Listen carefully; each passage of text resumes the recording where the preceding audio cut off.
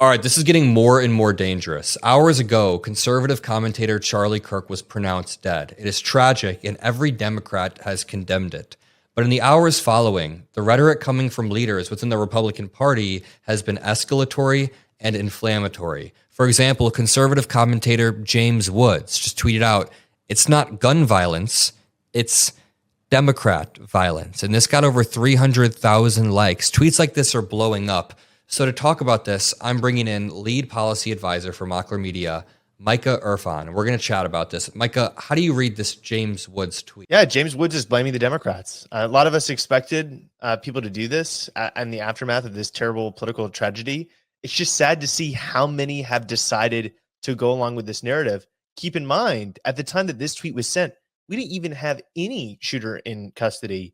The actual shooter hadn't been found. They'd taken down one suspect who ended up not being the actual shooter. But of course, they don't care about who the shooter actually was. They don't really care about public safety. They have a political agenda, and they will use terrible tragedies like this if it benefits that agenda. At the same time, Elon Musk tweeted out, "The left is the party of murder." Elon Musk tweeted that out when we didn't know who the shooter was. We didn't have the identity of the shooter. We didn't know anything. Jesse Waters declared war on Fox News when we didn't know the identity of the shooter. Here's the core difference between the two sides.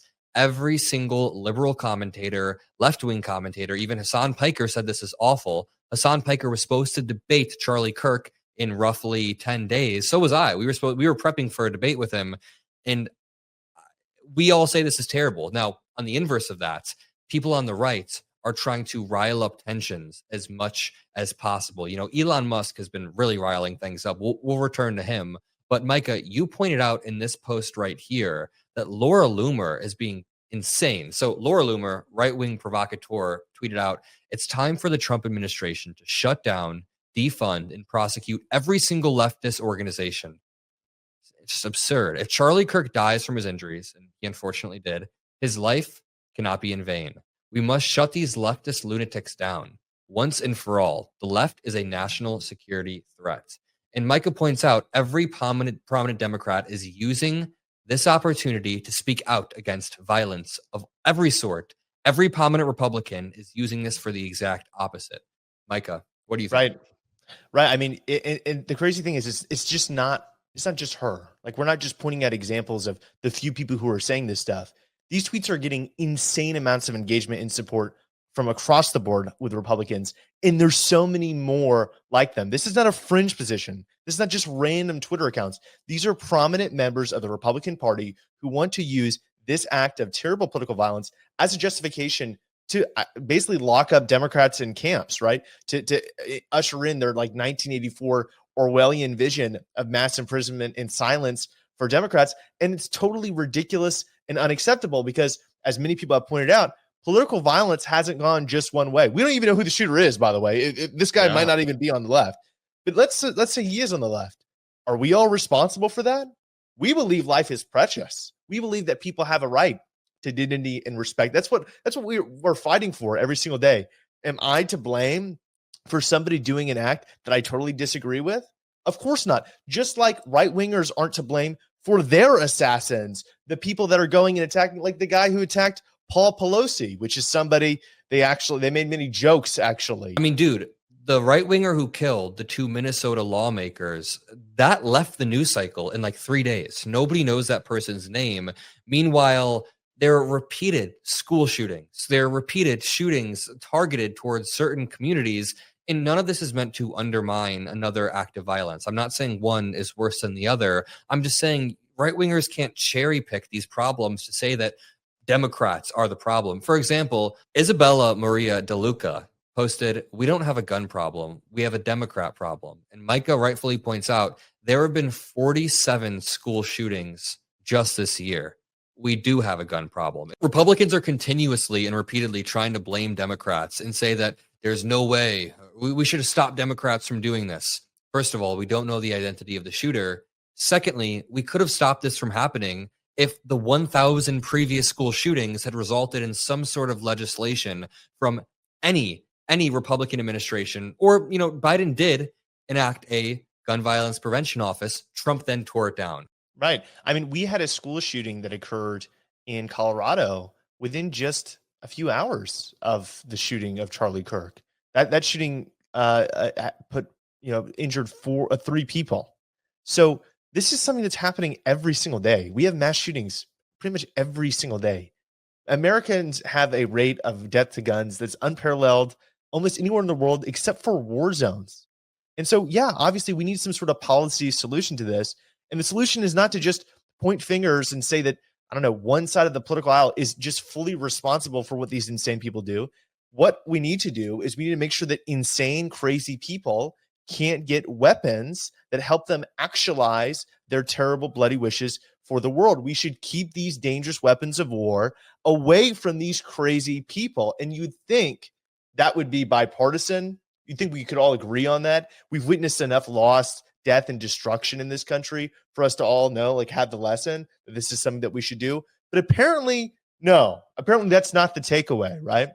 We have to keep arming crazy people.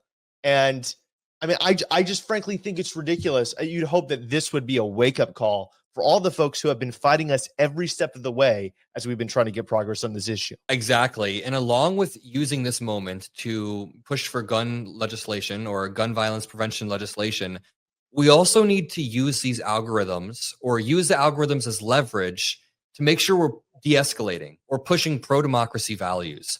Part of the reason why things have gotten so intense is because algorithms across every social media are promoting the most divisive rhetoric possible. On Elon Musk's Twitter feed, there have been hundreds of tweets over the past week of him saying the West is falling, of him using apocalyptic rhetoric about migration. He pulls in tens of millions of views per tweet. So when these algorithms are sparking division and you combine that with easy access to guns, you're going to have repeated shootings, whether it's the Minnesota lawmakers or whether it's Charlie Kirk, which is absolutely horrific. I mean, Elon Musk had a crazy, crazy post recently. Yeah, so Elon has this habit of reacting to tweets by far-right people. Sometimes it's Nazis.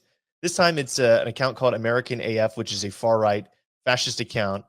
And Elon says yes, basically saying he's agreeing with this tweet, which says that white people have a simple choice to make: be conquered, enslaved, raped, and genocided while being called racist, or reclaim our nations and our dignity while being called racist. It's that simple. The clear message from this person is that we need to be racist.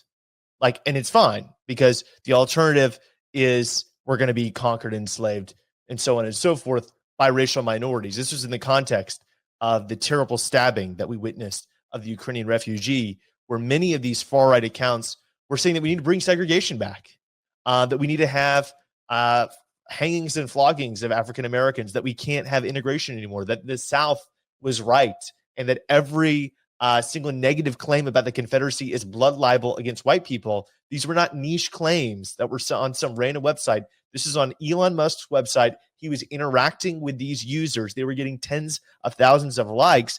That's the dangerous situation we find ourselves in.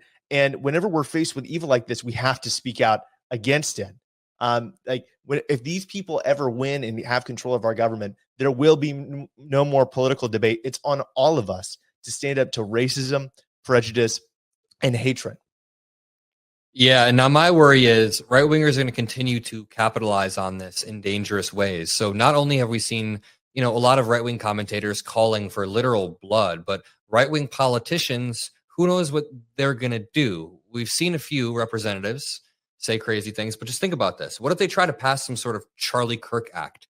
Now I'm just speculating, but I could totally see conservatives trying to extend the news cycle on this and really capitalize. And it is a tragedy. It's terrible, but we should come together and find substantive ways to deal with the problem. A lot of it comes down to algorithms promoting hatred. A lot of it comes down to access to guns. These are conversations that we can have and we will continue having. That actually brings me on to one of my final points. Part of the reason why this is so eerie, especially for political commentators, like for people like Micah, people like me, or Hassan Piker, when he saw it, he was disgusted.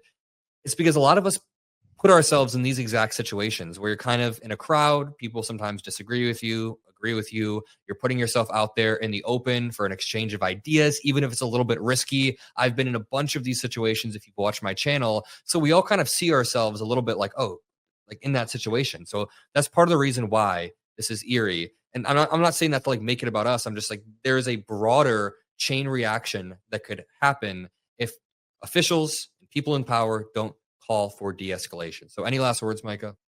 Yeah, we live in dangerous times. And usually when political violence starts, it gets worse and worse and worse. And that's a cycle that none of us want to go down, because ultimately a country that tries to solve its political disagreements with blood will soon find itself drowning in it. We have to talk to each other. And I think that the Democrats and people on the left take that very seriously. They understand the risk that's being presented by this current situation.